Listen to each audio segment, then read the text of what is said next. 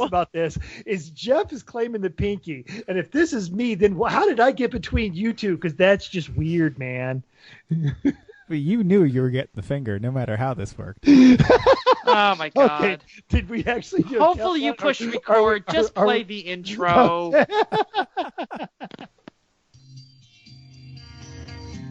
Welcome to Everyone Racers, a podcast designed for the world of low-dollar racing and oddball car culture. Whatever kind of LeChump or track dog you run, SCCA or NASA, we won't discriminate. We even think you Drifto Hella Flush guys are alright, as long as you drive it hard and build it yourself. Join us each week for a quick discussion, tips, tricks, news, and notes in the world of low buck racing, and if you can handle it, Chris will give you just a tip. I'll be your pit marshal. My name is Jeff. Everyone report to the paddock. Go. This is Chrissy. This is Chris. And I'm Mental. Welcome. We are Everyone Racers. Thanks for downloading another pathetic attempt at professionalism, and we appreciate you giving us part of your commute to work. So we'll start this week with what you working on. Chrissy, what you working on? Are we going to start with what you're working on? We do that every week. Ta-da! I just had to tell the list. I have to tell the listeners. Because we're not going to finish what we're working on. You have no idea what we went through to get on to this podcast today. We had a half an hour of technical difficulties and banter that I'm sorry that you missed. Anyway, we've gone through a whole drink just waiting for Jeff to get his act together. That's kind of true. At least I'm here this week. Oh, that's good too. Okay, hold on. That is true. Okay, what are we working on? So I'm not working on anything interesting. We're working slowly on the bathroom project in addition to all the civic work that's going on. So I was charged with priming the wainscoting, which is so much fun. But we set up a nice... Charged, or did you lose the bet? I just... No, I'm a helpful member of the household, so I decided that this was a good job for me. It was a project that needed to be done that was within her skill set, so yay. Yes. What are you priming with? Kills. It's all best primer ever. It's all beadboard, but actual half-inch thick pine beadboard paneling. Not paneling, actual boards. We're not doing the paneling route, though. That leads into another subject later on for things that you went cheap on that didn't work. Yeah, that's one. So this is the right way to do it, and that's the way we're doing it. But to do it the really right way, you got to prime and seal all of the edges and all a 360 everywhere around the beadboard, because otherwise it'll expand and contract, and when it does that, it cracks the paint between the tongue and groove panels. So if you prime it ahead of time, you don't see that problem as much. Anyway, sorry. Very cool.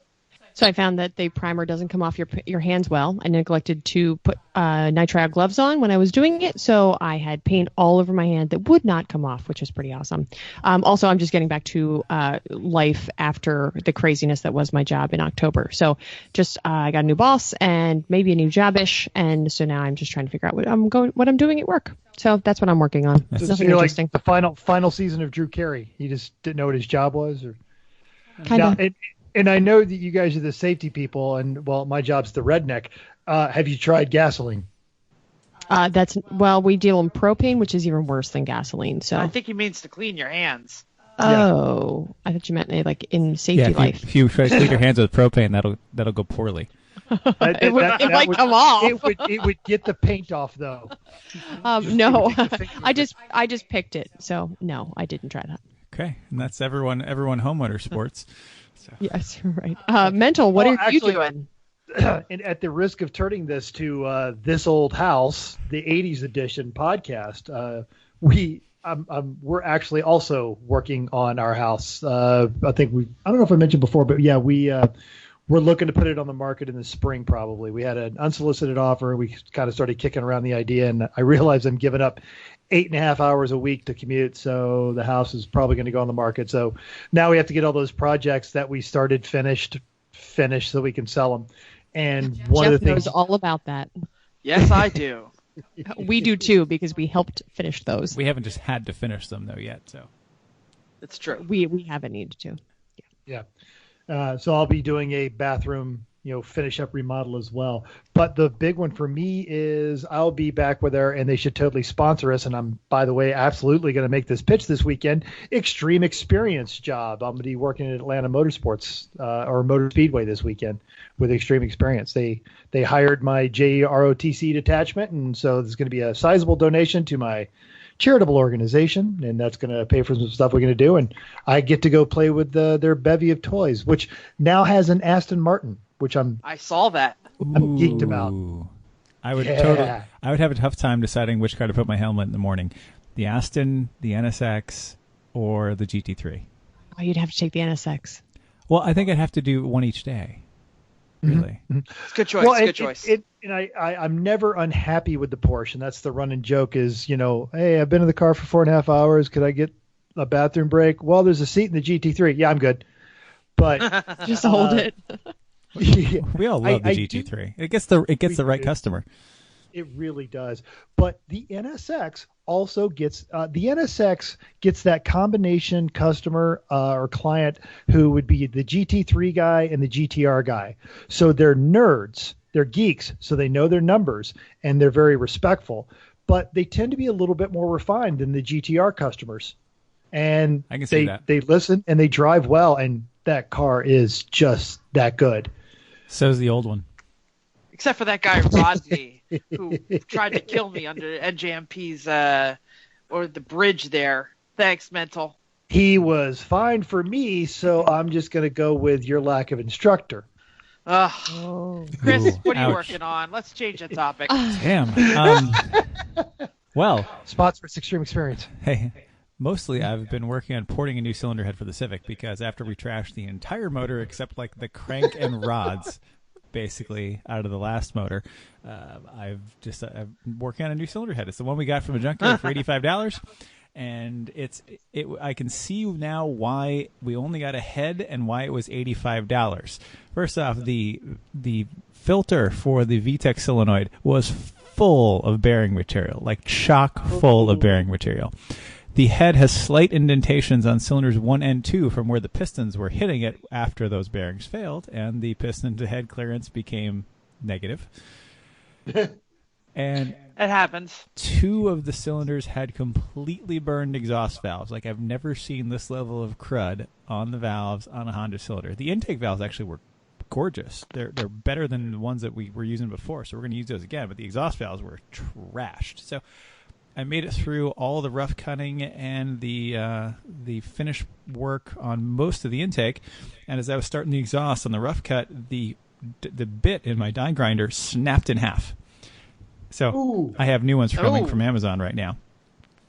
So that's the first time that's happened. But I have to say, I'm going to ask the nerdy Chrissy question. Were you wearing eye protection? Totally. And shout out to Chrissy. She bought me new safety goggles that are fantastic this week. Not only are they rated some fancy safety spec like JF9Q5, but they I can tell you what they are, but that's not fun. Yeah, 2JZ. No shit.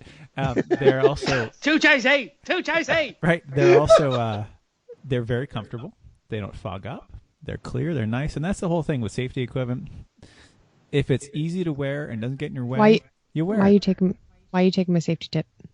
Well, this is like every week safety tip, but I just want to throw that out. Thank you. Seriously, nerddom. I think our 6 or 7 listeners, Oh, and by the way, hi, Chrissy's mom. Hi, Carol. Hi, Chrissy's mom. So I think genuinely, if you can put a link on the Facebook page, Chrissy, I think that would be pretty sweet for these pimped up magnetic safety goggles. Pimped out. They're like additional add-on Amazon $4 safety goggles. They're totally worth it. Nice. But they're better than the $2 ones. Sure. And I'd say they're more than twice as good as the $2 ones. And that's again, really, Chris was saying that he wasn't wearing them, or he didn't want to wear them because he was wearing sunglasses instead. His sunglasses, which are pretty good, but they're not actual safety goggles. They're just glasses. I'm sorry. So he was not wearing them because they were all scratched and they weren't like you couldn't see through them. So I bought a whole bunch of new ones and I said it's all worth it. So and now you got some fun pink ones that are new too, and as well as pink sunglass safety glasses because you're that cool. I know. It's pretty fun. Nice. A couple of years ago, Vicky bought me a set of the safety goggles from Sharper Image with the flashlights on the side, and I actually wear those an obnoxious amount of the time. oh, Oh, that's interesting. That's good. I just have a bunch of Last- headlamps, especially actually now that Harbor Freight, their newest coupon, included one of the free things. Either, but you usually get the tape measure and the screwdrivers. One of the new things is a headlamp. Ooh, So I'm totally going to now. get that and get the free Gonna headlamp. have to hit the Harbor Freight this weekend. Absolutely. Just get that coupon for the free headlamp. So I've been mostly working on porting the head. Once I get the new die grinder attachment, I'll use that. I've been using a different die grinder this time. Last time I did it all with the air die grinder. And my compressor is not quite good enough. It's a 20-gallon, whatever, single-cylinder airless crappy Craftsman from 25 years ago. And it works great for most stuff. But dead solid reliable. Yeah. Right. But it doesn't work great for constant draw things like this. And so I would have to stop all the time, let it catch back up, and give it a break once in a while. And the compressor plus the noise of the grinding, it's fairly fatiguing over time. So this time I bought a Makita die grinder, an electric one. So it's like an angle grinder with a different head on the front of it, and everything is going so much faster using this. And amazingly, Home Depot, who should also sponsor us, has a $25 off for no reason on Makita power tools right now through the end of the year. So even though the price was the same on Amazon, which is the lowest price I could find around, so it was like $106 before the discount, free shipping, and then with the discount, so I get like $87 for a nice, good quality Makita tool. Like, okay, We're never leaving Makita. Well, every time, because they did that. Actually, yeah, they did that last year. It was a super awesome deal. It was actually 3 years ago with a really nice set, and I was deployed, and someone posted on my Facebook, and I sent the link to Vicky, and she actually went to Home Depot and did this, HomeDepot.com, and had the whole thing. It was a drill impact gun combo, which I used the crap out of both of those things, and it was stupid cheap.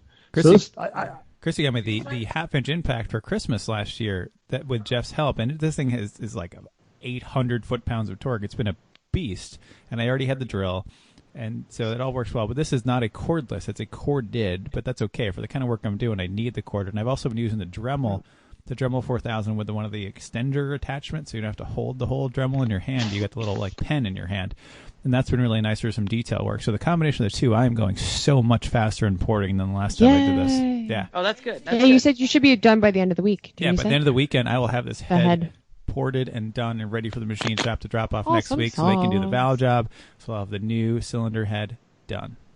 So just so you know, right now, traveling from Lawrenceville back to North Georgia, Steve is finally breathing an easy sigh, because he called me last week. He's like, hey, so yeah, I was listening to the podcast, and is the Honda going to make it to Atlanta? I'm like, well, yeah, Chris says it's gonna. Well, how does he know? Well, because Chris says it has to. That's how it's going to. I shall make it happen. He was genuinely concerned. Has he never delivered? Really? No. Never, I'm sorry, never. He wasn't doubting. He was just genuinely worried, because he feels like he got cheated out of a fast car at New Hampshire.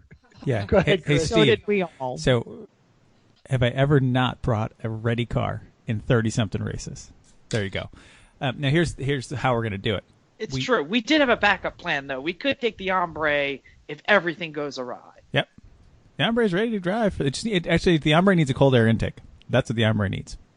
Yep. So hit an AutoZone on your way down, because they're over off to the side for the S10s. We already have a AutoZone kind of intake on it. It was $40 on Amazon because it was the cheapest way to get an air box and air filter.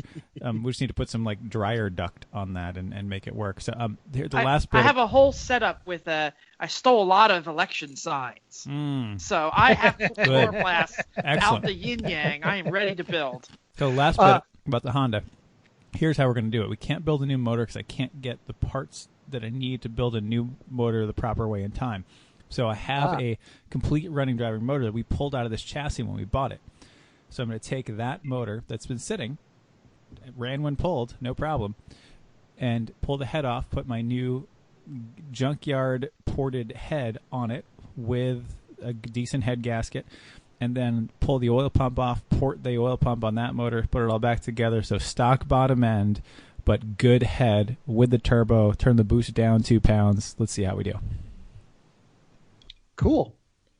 Yeah. That should keep everybody nice and It'll still have way better power than if we kept an NA motor in it.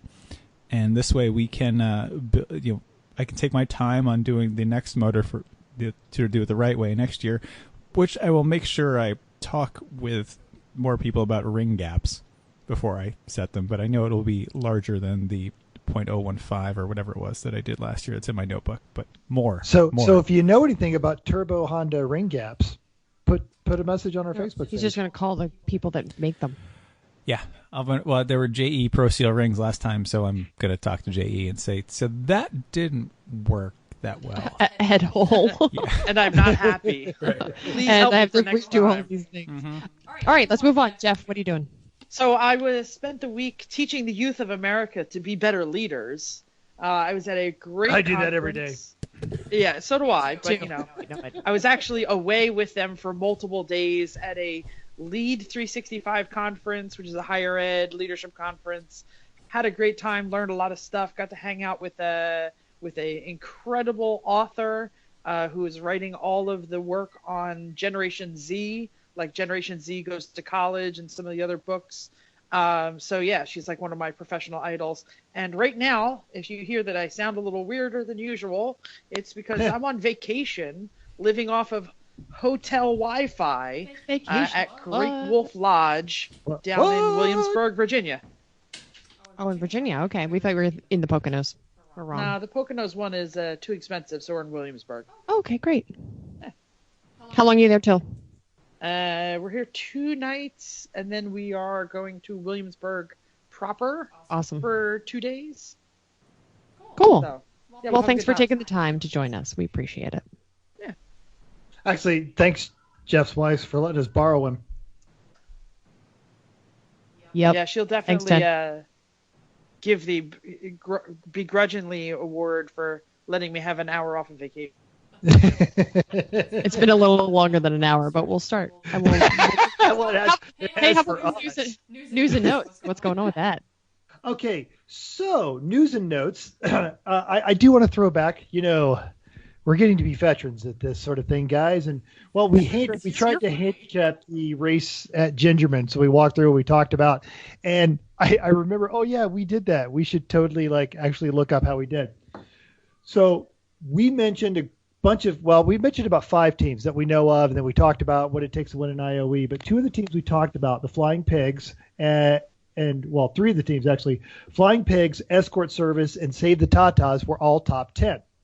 So we talked about the Flying Pigs. That's the Mustang that they've managed to get creepy fast over the years. And then Escort Service, they're usually down here in the South at CMP. They had this, it's just a old 4-door Escort, but I'm sure it's a lot of Mazda Go Fast parts in it. And the car's gotten fast, the team's gotten fast. They were top 10, and we had an extended conversation about Save the Tatas because they've still got that dope Cadillac F-body thing, and they've all gotten really good, and that car's gotten really fast. It turned a 152, which was the second fastest lap of the race. Wow. I mean, it is an F-body. Yeah, I'm not it surprised. is an F-body, but it's a well-driven F-body. Yeah, no, but I'm saying F-bodies are fast. They can turn fast lap. They just can't go long. Yeah. They just burn a lot of fuel. In fact, they finished number 10. So, yeah, Good for them. they are. Yeah, they're putting it together. So I see something out here about the American. Oh, yeah. So I found an article. Oh, Mental, I think you have some feedback. Okay. So I found a article that said Top Gear 2 is coming out soon. I found we like to watch. Do you talk about Top Gear or the Grand Tour? This is Grand Tour. I'm sorry, I did say Top Gear, but it's Grand Tour. So I found that they were pretty good. I feel like everybody likes to hear them, and they're a good. You have some good memories about the shows that had been in the past. So the one they have now going is fine, but the American is gone. He was just. What was the American? I hadn't seen the show. Oh, really? He was the version of the Stig. Let me look this up real quick. But he's an American stock car guy. Actually, I've seen interviews where he's not doing the American character.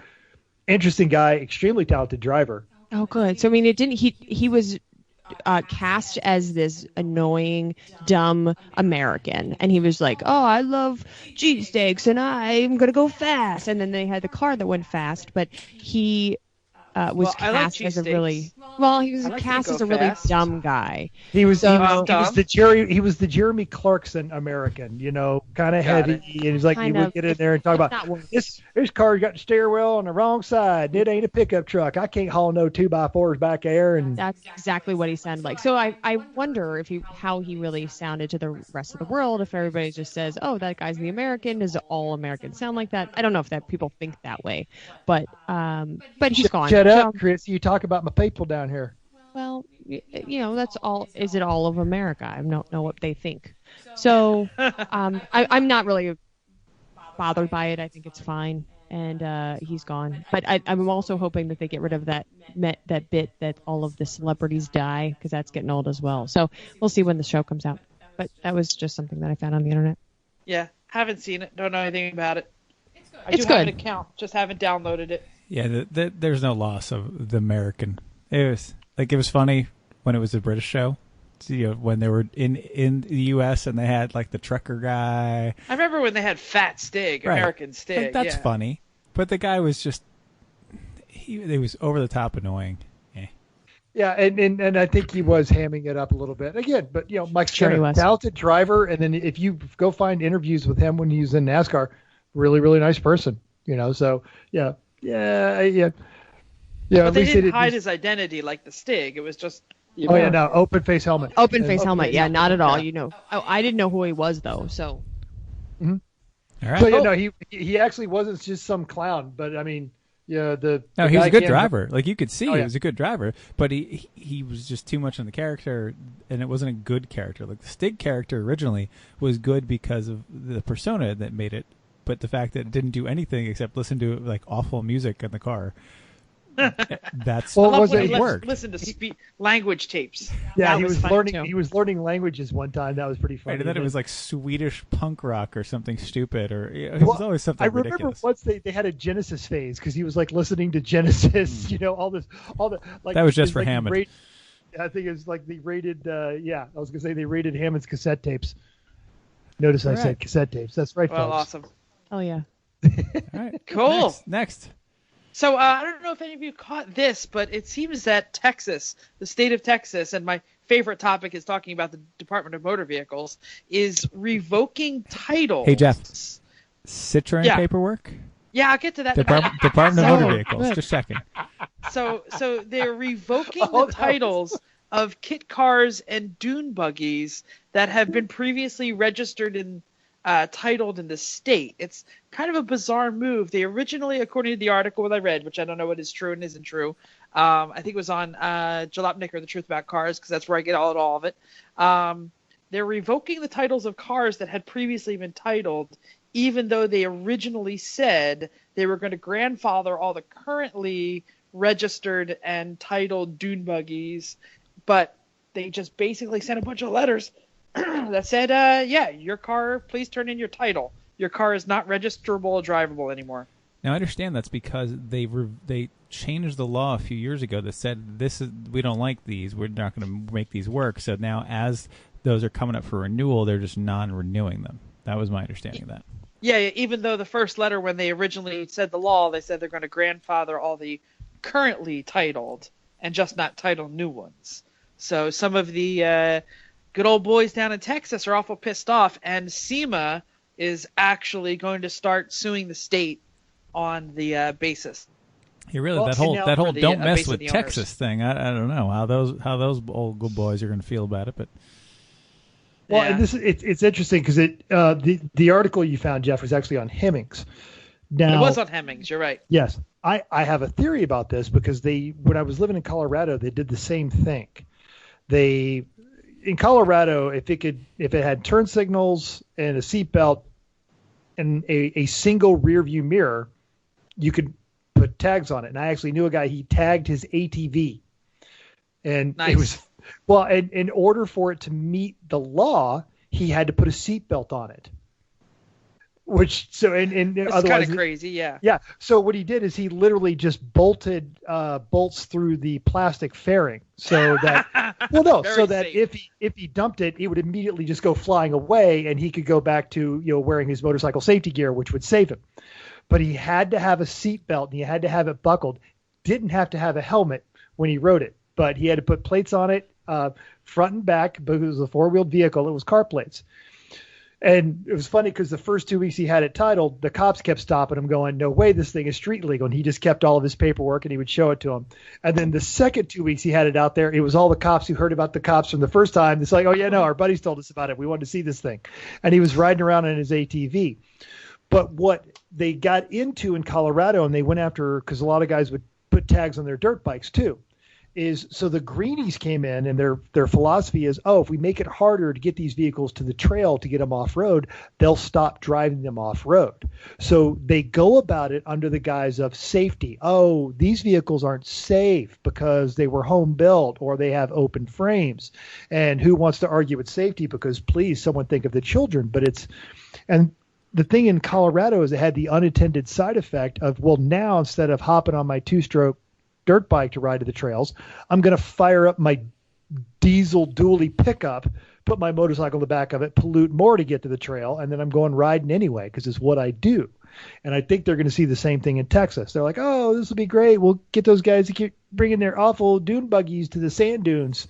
And it's not going to work. These guys got a bunch of money invested in these things. They're not going to just sell them.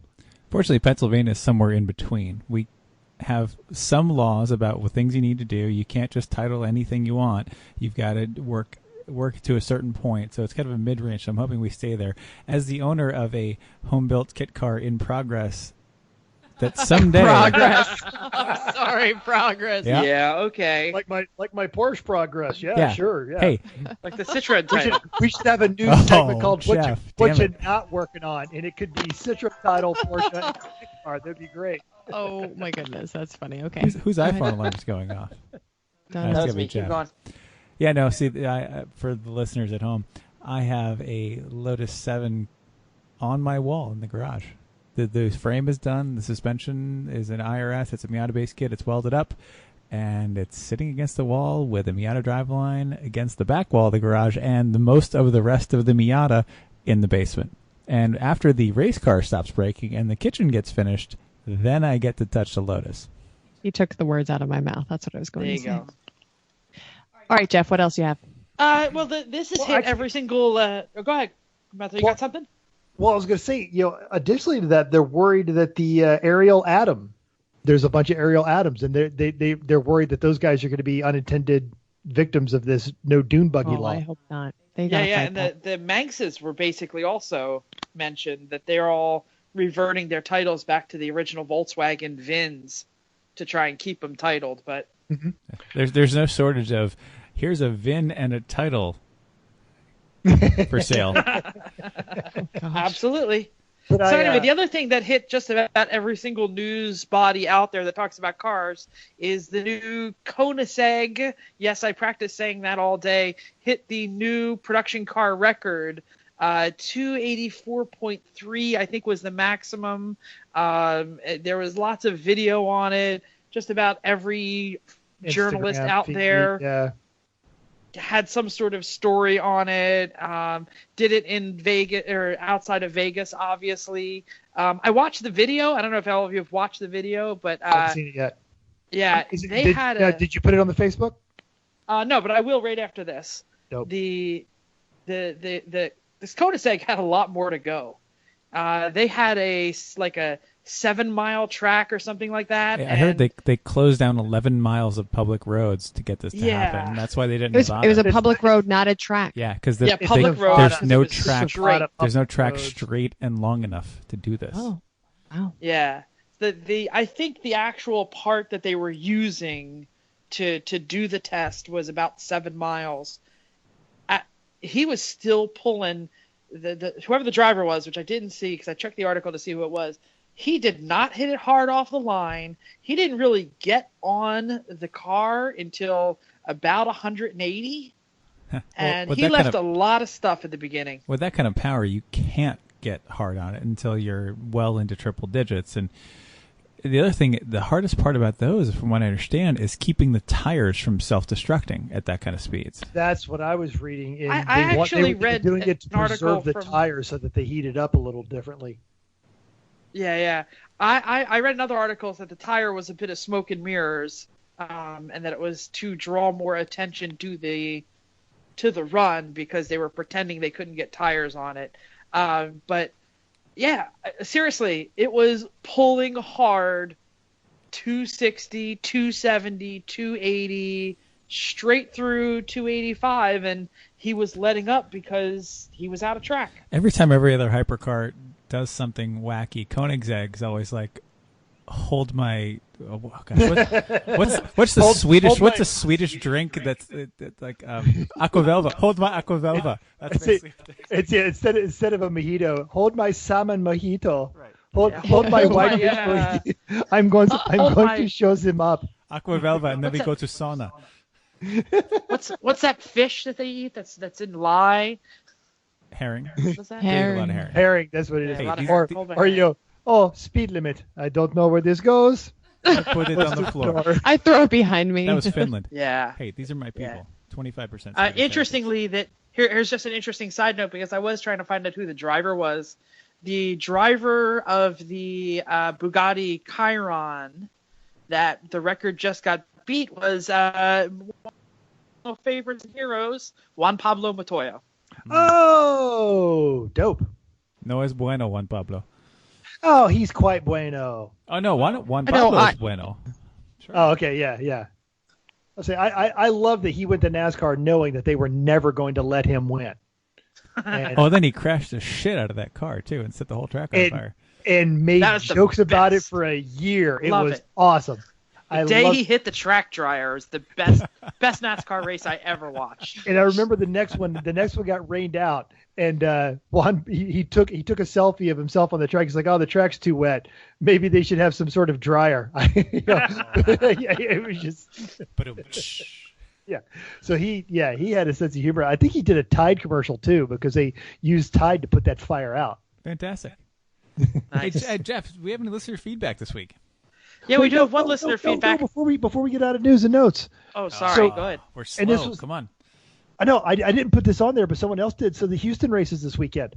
Oh yeah, I did, but I don't know anything about it. With a question mark next to it. It's Houston race. Okay. It means it's going to snow frogs or something because that's what it usually does. We'll talk about it next week. Right. How about It that? will rain spiders. Right. And I hope not. And McDaniel will still get mad. I don't give a damn what kind of spiders hit your windshield. Your job is to control the car.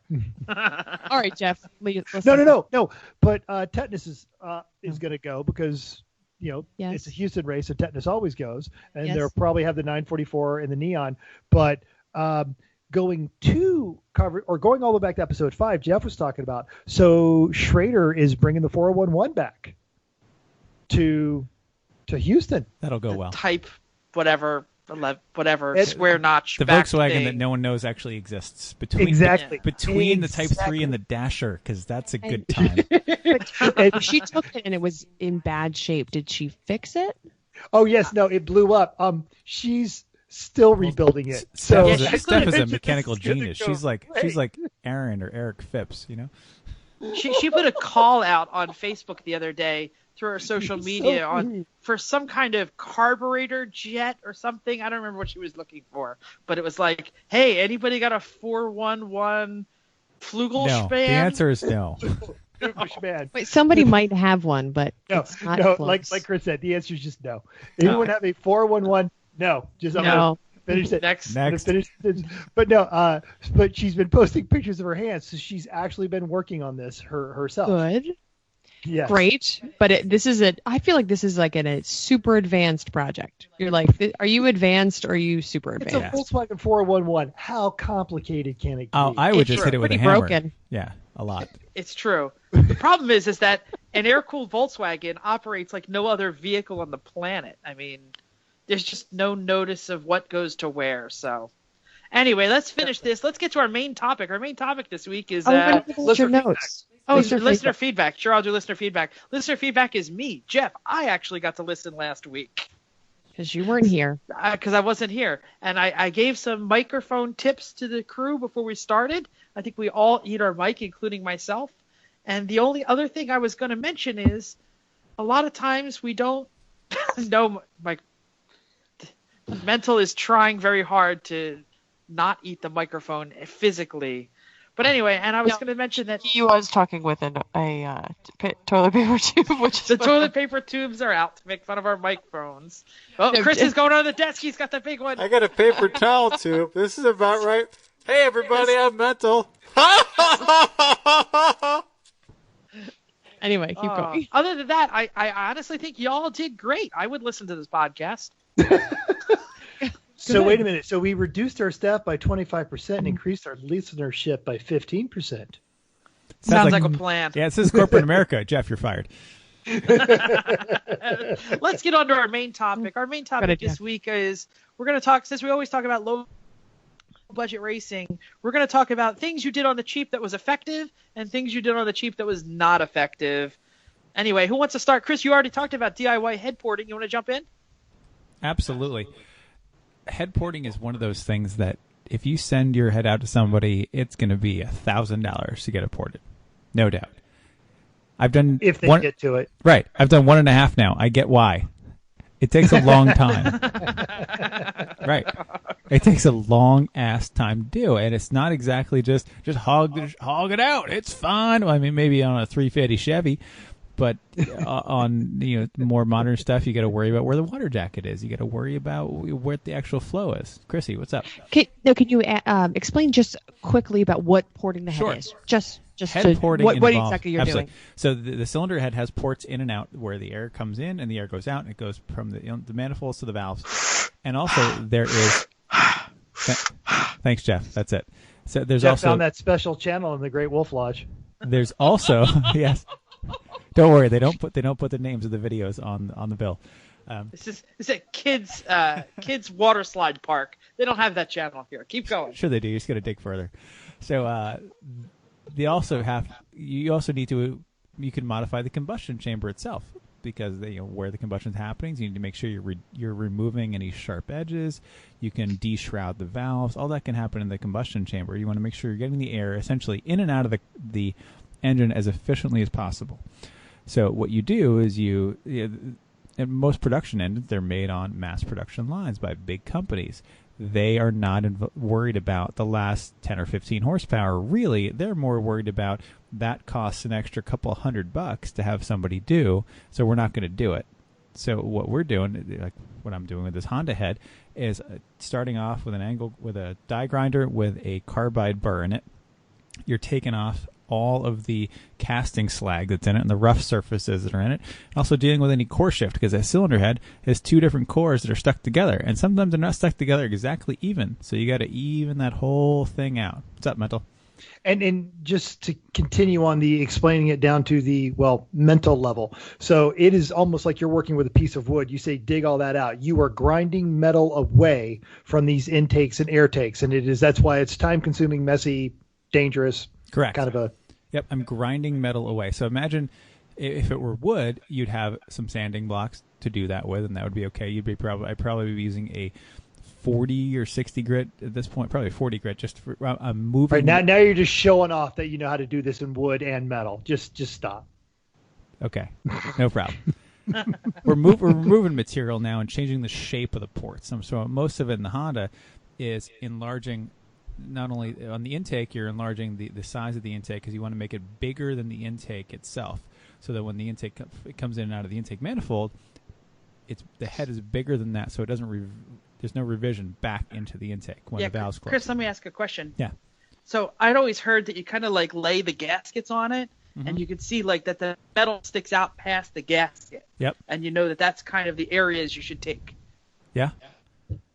That's pretty decent, actually. But the problem is sometimes the gaskets aren't the same size as the rest of the manifold, so that's something you worry about. On the intake, it doesn't really matter. Just open it the hell up on the intake side. The exhaust, it matters because, for example, the gasket we have on the Honda for the exhaust is notably larger than the ports on the manifold that we use. So I can only open up the size of the actual port on the exhaust by about 1/10 of an inch at most. That because otherwise we open it up bigger than the port on the manifold, and then you get revision issues. So 1/10 of an inch doesn't work in my brain. Could you put that in millimeters? Yeah, like 0.4. No, you stinking commie. Not much. So I fought for this country. I want to hear inches. Freedom measurements, not none of them commie measurements. So we grind out all the rough parts of the port and things like coming up to the valve guides. There's a big hump in the head for the valve guides, and the valve guides have a big lump in them, and it's in the way, so you grind some of that down. So all you're trying to do is make it so the air has an easier way to get in. And the biggest gain in a Honda head is on the floor of the port. The floor of the port, where the air is flowing, if you can cut down the radius, like going through a corner, if you have to go through a tight radius corner, you're going to slow down. If you can cut the floor of the port down, it's like going through a slower radius corner, or a wider radius corner, for example. You get your speed up. So that's what we're trying to do. So we're removing a lot of the material that we can that's not going to get too deep, because then you end up worrying about cracking into a different part of the head. And then the next thing you got to do after you remove the material is you have to finish right. On the exhaust, you want the finish super smooth. Like, we're going to start out with an 80 grit, then we're going to go to a 120 grit, really, to really make it practically mirror finish. I mean, not quite. We're not going to polish it, but you want it really smooth. You eventually get a thin layer of carbon, but you want to make sure the air is moving through there. For the intake, really, I finished it with a 60 grit on the way into the intake, because you want the whole thing is you want the air and the fuel to continue to mix and atomize on their way into the motor. So if you keep a rough surface finish, there's more turbulence, so the fuel and air mix better together before they get into the motor. But the last inch or so, you want to make that a little smoother so that everything that's already atomized stays together as it goes into the motor. Cool. Okay, because I was when you said rougher, and I was about to go, okay, well, that's kind of contradictory, but that makes a lot of sense, because then you've created an area of low pressure, and Bernoulli says that everything will move over there. Yep. You're trying to, once, especially with a port injected motor, not a direct injected. This is all for port injected stuff. So in the Honda, the injector is right where the head meets the intake manifold. So it's going to port into there. It's going to spray into there. So you want it rough right there. So the fuel atomizes right into the whole thing and goes right out, and this works great. And then you want it smoother right before it goes into the head, so it stays atomized and doesn't cling to the walls. And then the combustion chamber, you want to get rid of any sharp areas, because that's where hot spots can build and detonation can build. You want to de-shroud the valves just enough. It depends on how much clearance you have. On these VTEC motors, you don't have a lot of clearance on the outside, because the VTEC takes the room and pushes the valves wide.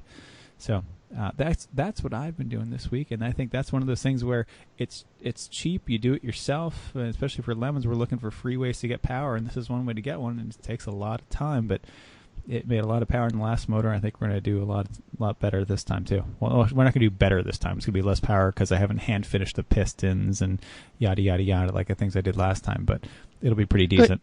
Good happy medium. Yeah. How down? Nice. How? I mean, so you're talking about basically the final 10th. No.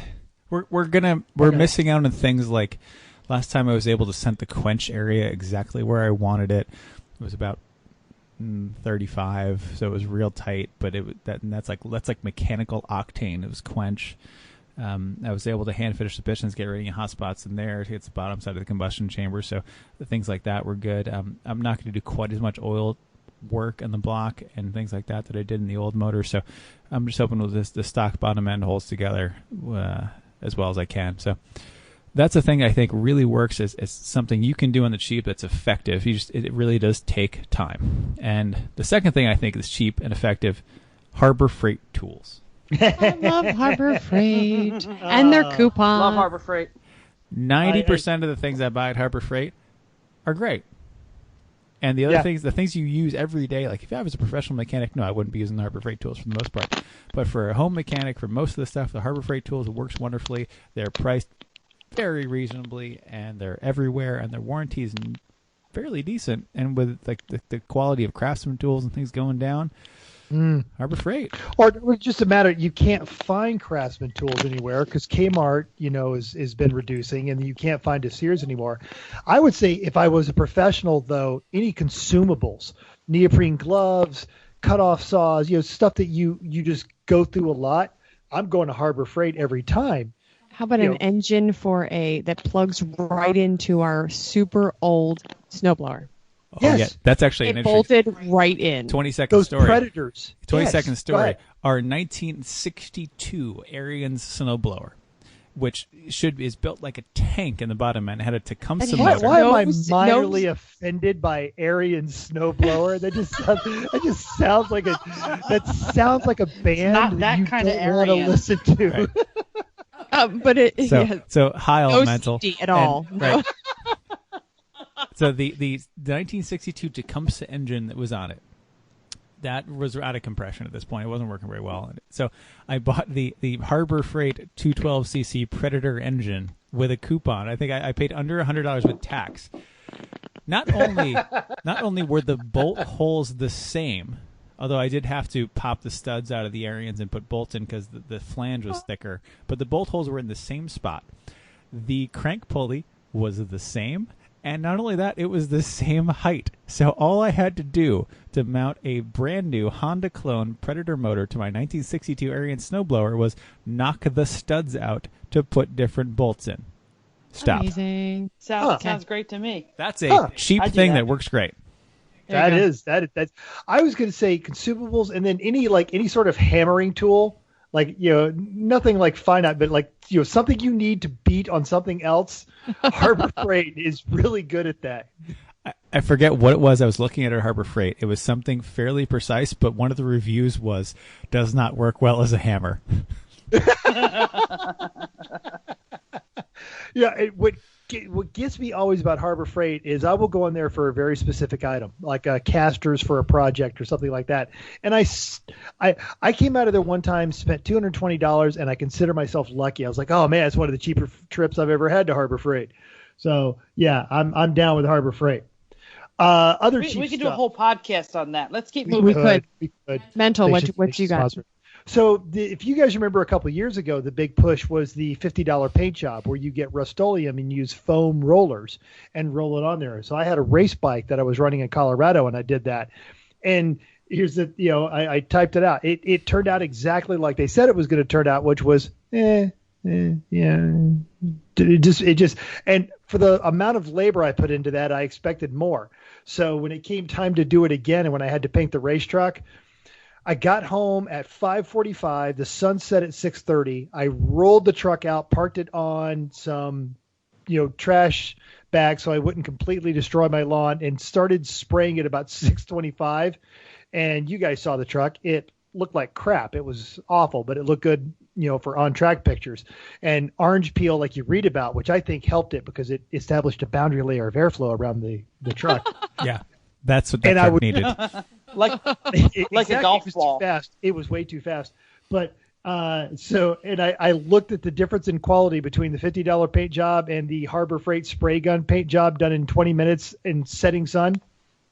I'm going to go Harbor Freight paint job every time, especially for a race car. The best thing is to buy the HVLP gun with a coupon for $20, and then it's Heck yeah. essentially disposable. Don't even clean it. That's Don't even exact- clean it. Just throw it right out. Exactly It worked how really yep. well. We did that on That's exactly how it. our Cabrio. We painted pink for the Barbie Cabrio. Cabrio. And on the Saab 9000 when we painted the Swedish blue, both were done with a Harbor Freight $19 HVLP gun. Nice. And it looked legit. Yeah, it did. The Saab looked great when you sold it. The Saab definitely looked great. I didn't see the bunny. It crashed before we all saw it. It Shoot. was spectacular. For another time.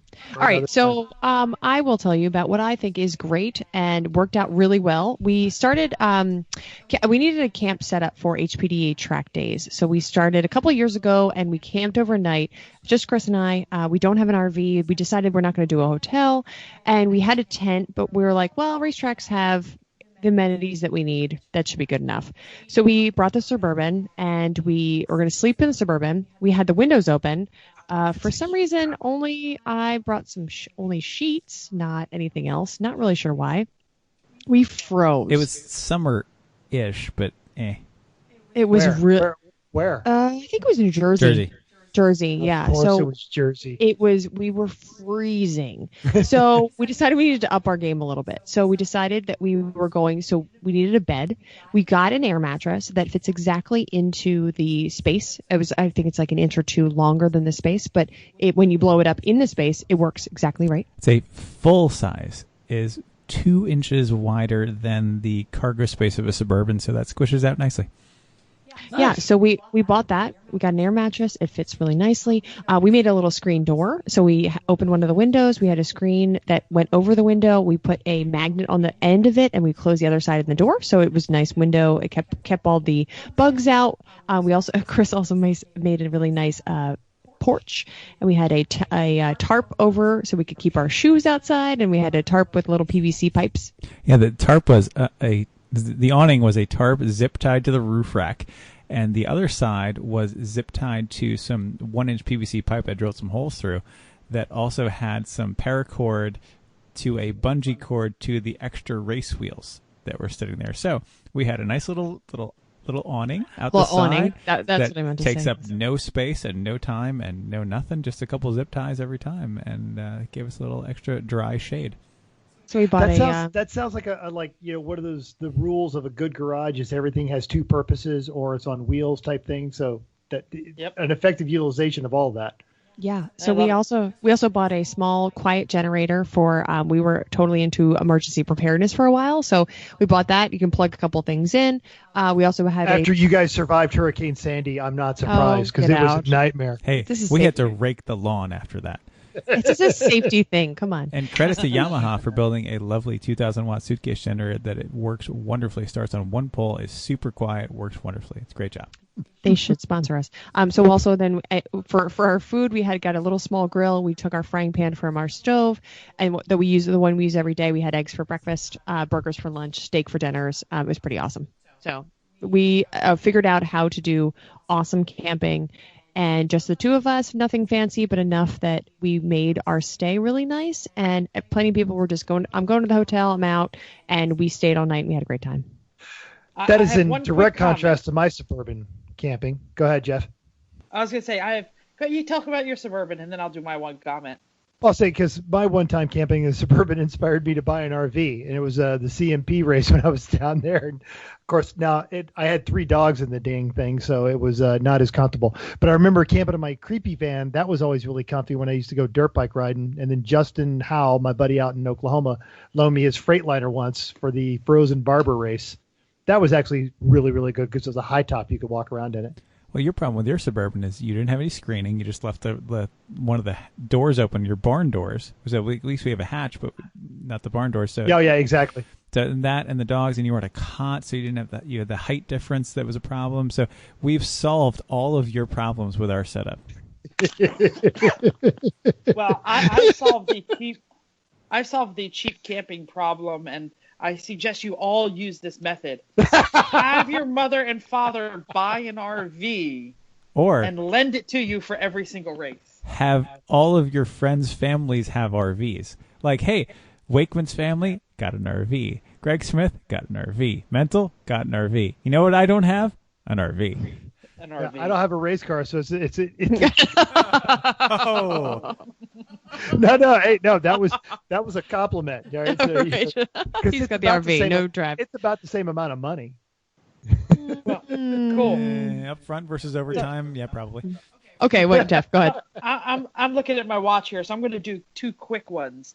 The one quick one I'm going to mention is everyone in the Lemons community knows this already, but most racers out there might not. But raceimage.com, if you are trying to buy a fire suit and you're looking at $500, $700 fire suits, that place has dirt cheap, many $1,000 fire suits. And I know everyone's heard about it, but damn it, our friends who have bought them, everybody. they all look great. It's true. Like my $800 Alpine Star suit is not much better than the ones people are buying from Race Image, like Steve's one that just Cheerios and Hamburger Helper one that probably cost him $250, and it works great.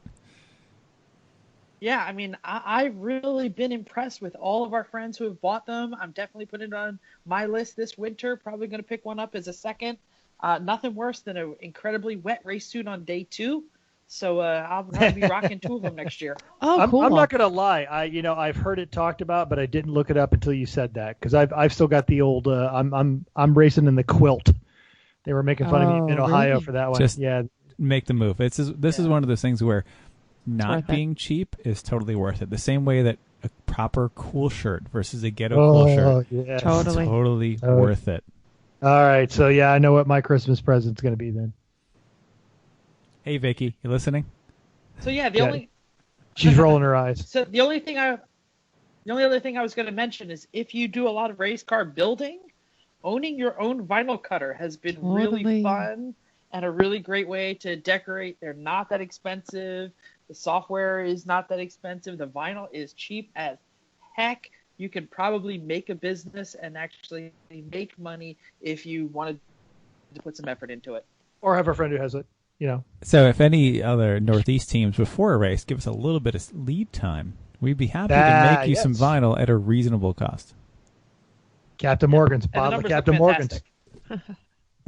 Yeah. These days it's mostly Sailor Jerry or Mount Gay. Thanks, though. Oh, okay. All right. Sailor Jerry, they're Northeast race teams, or on occasion, Southern race teams. We have to tell us if you want it first. So let's keep moving on. We have a hella sweet or but terrible topic this year. We have two. I'm so excited for the second one. Oh, well, why don't you just do yours and we'll save mine for next time? No, because I feel like I'm cutting you off. I can save mine for next time.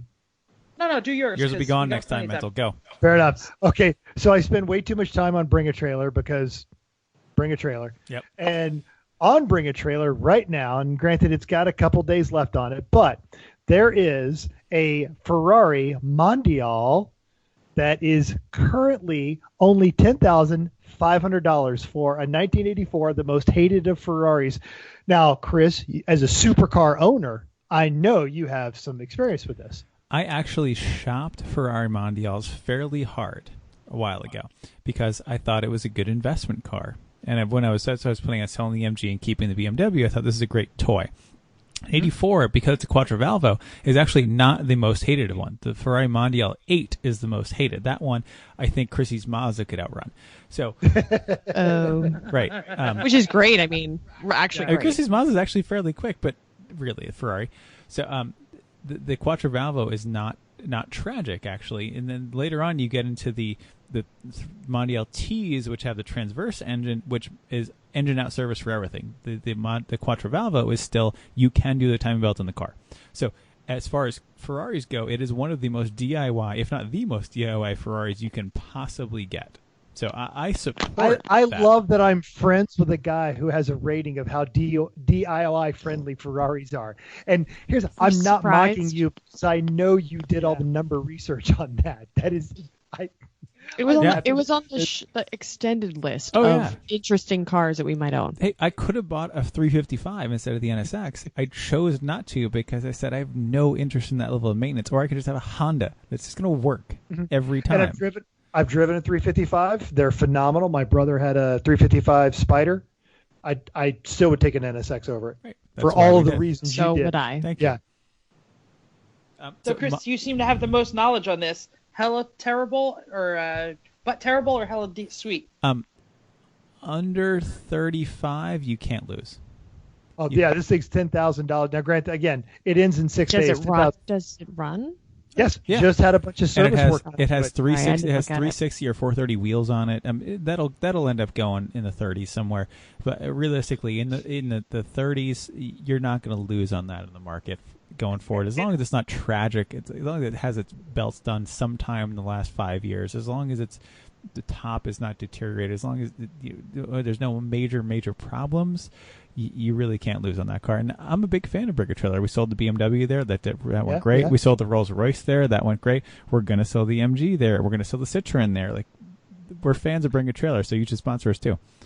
So my thing is, and I'm still thinking like a major on flight pay that doesn't pay taxes most years, is I figure a Ferrari for anything under $15,000, if it blows up in a year, doesn't matter. You still had a Ferrari. It's worth it.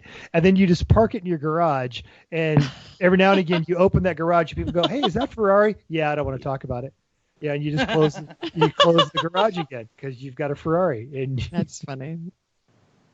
And then 70 years from now, Wayne Carini shows up at your garage and pays you $150,000 for it. Yeah, and then he sells it for $500,000. Wayne will be long dead. Long dead. I don't know. There's nothing Wayne likes more than chasing a car.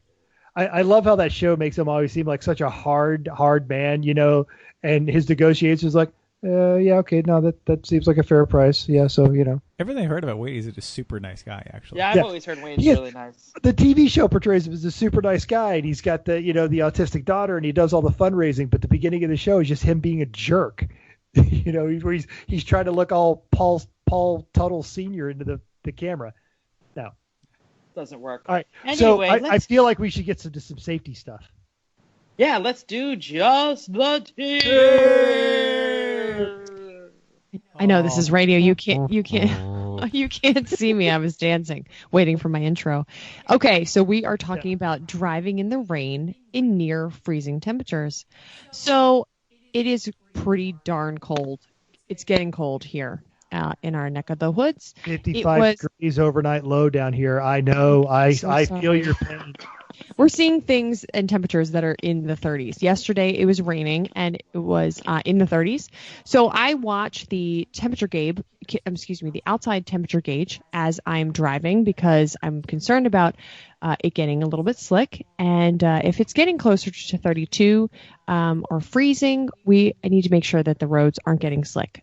Possible black ice. Don't want to be slippery, especially when I'm driving all over the world.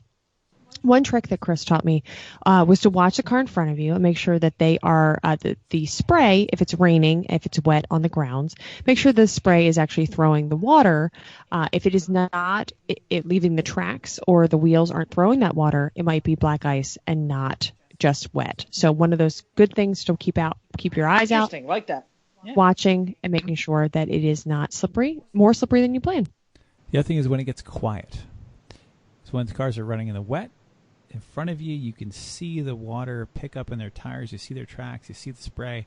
And then you hear it in your car, too. You hear a little bit of the spray. So when everything gets quiet and you don't see any spray and your steering gets a little bit lighter if you have a very sensitive car, all of these are signs that it is now gotten frozen underneath you.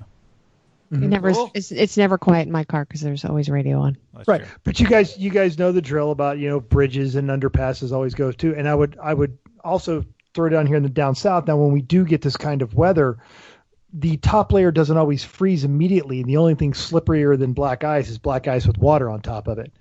And so it's And I will solid say, advice all the way around. we run snow tires on all of our winter cars all year round. And so we have that extra advantage. But I did. I don't understand two of those words you use: snow tires and winter car. What? Okay, for those who are driving in the Northeast and are listening to us, I do drive and use the snow tires, but I don't have them on my car yet. So that's really why I was concerned about Usually it. around Thanksgiving is the time we do the switch over. So we're coming up Yeah, on But it soon. we all but do. Thanksgiving, couple extra days off. Everyone puts on Yeah. the snow And tires. the Mercedes, Totally. well, the Mercedes, for example, just has some Michelin Pilot Sport All Season 3 Pluses, whatever the acronym is. So they're not true snow tires, but they're good enough because when it really snows, I take the Suburban that has these ridiculous chunky Falcons that are the actual true snow tires on it. So we'll do that. Well, say the Can't- Mercedes can't also hurt to weighs keep 4 watching. tons. It also has 500 horsepower and 285 rear tires, so that's Anyway, also good for the that's snow. a story for another time. So that's my safety tip. Watch And, out. and honestly, probably one of your better ones. Not that you have given bad ones, but Oh, that's a legit thanks. one. So I Thanks, guess Matt. so. Am I playing the music now? Great Wolf Lodge.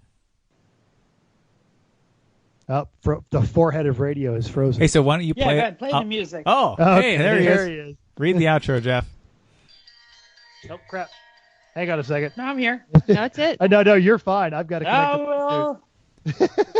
In the meantime, I want to hear say me. thank you to all our sponsors and all our friends, and say hi to Chrissy's mom, and Of course, yeah. We always got to say hi to our, Chris. our other loyal listeners who are here every week, and that's great. Thank you so much for joining us. And if you have any feedback for us, please, please, please tell us about it. We're going to happily listen to it and maybe ignore it and hopefully read it on the air. Thanks.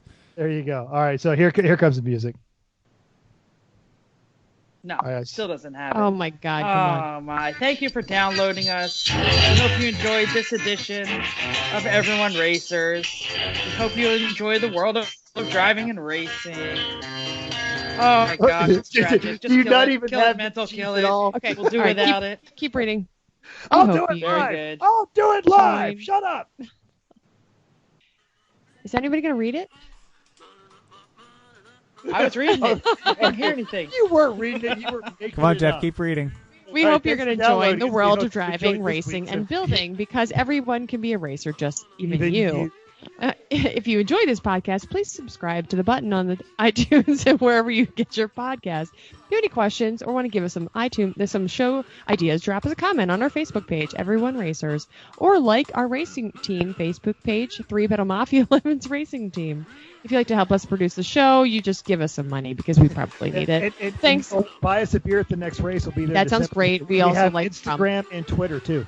What is that? We like rum. Yeah. Thanks again for until next week. Keep the shiny side up, unless you have no shiny side, and then keep the wheels down. See you next week. Madame.